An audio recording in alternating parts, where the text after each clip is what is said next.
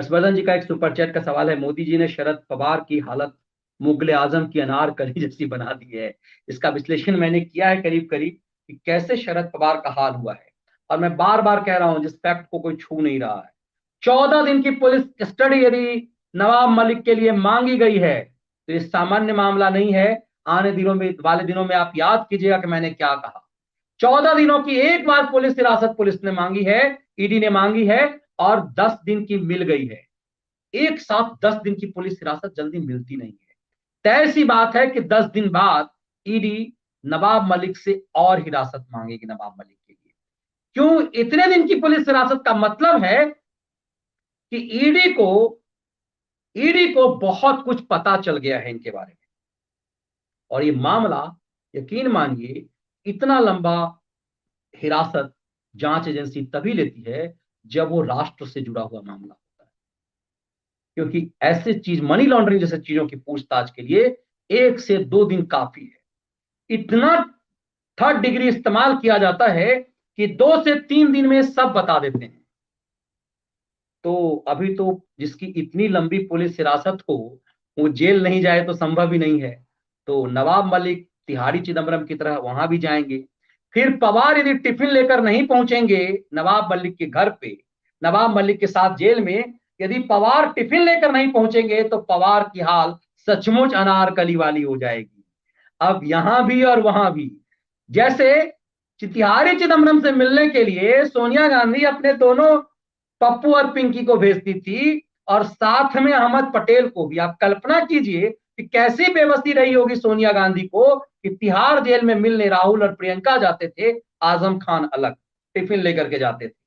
इसका मतलब है कि हमेशा वो डर था कि चिदम्बरम नाराज हो जाएगा कि जेल हम गए, माल सबने मिल करके खाया।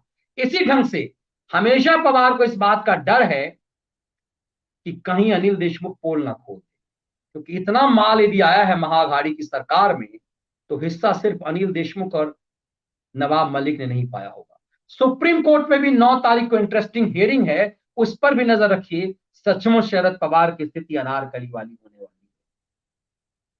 अविनाश आनंद जी का एक सुपर चैट का सवाल है, मेरे ऑफिस का ड्राइवर का नाम सरफराज है, पर सब उसे टिंकू के नाम से जानते हैं। बिल्कुल अविनाश जी, और हर जगह ही है, टिंकू, पप्पू, पिंकू, इसी ढंग से नाम ये सामने रखते हैं। और यही असली खेल है। और दरअसल सच यही है कि नाम असल में होना ही चाहिए था।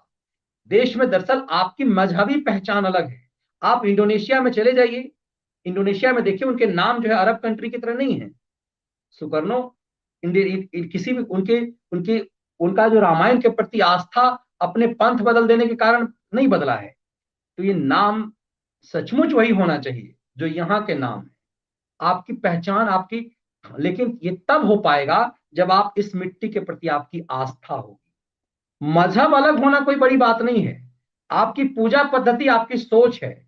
लेकिन आप अपने ही देश के खिलाफ षड्यंत्र कैसे कर सकते हैं? मुझे नहीं लगता कि दुनिया में भारत के अलावा कोई ऐसा देश भी होगा जहां अलग मजहब के लोग अपने ही देश के खिलाफ षड्यंत्र करते होंगे, या सेम मजहब के लोग भी इस स्थिति में किसी एक व्यक्ति के विरोध के कारण अपने देश के खिलाफ षड्यंत्र करते होंगे।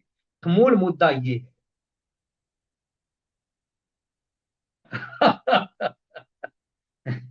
मनीष, सोनिया गांधी से मिलने चिदम्बरम तिहाड़ कम जाएगा। देखिए, अब सुभाष जी जमानत पे भी चल रहे हैं, माँ बेटा। अब इस फेज के उत्तर प्रदेश के चुनाव के बाद देखिए आगे आगे होता है क्या।